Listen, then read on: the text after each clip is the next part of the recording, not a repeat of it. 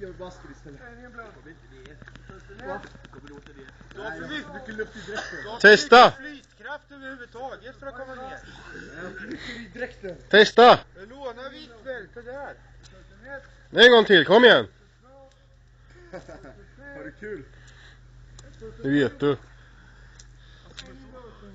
Har du inget? Ja. Du pressar ut lite luft om han. Var är den? Rakt ner. Rakt ner vid dig. Där, rakt ner. Ja, här. Okej, jag ser den. Töm dräkten på luft.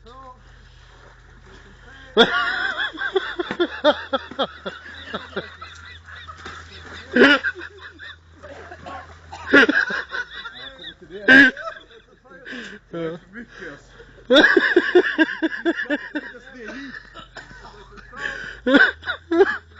Där ser du fördelen med att fylla din egen väst. Va?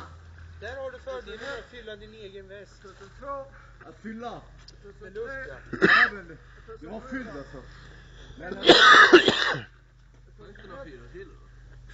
kan du ta lite vikt och gå ner då?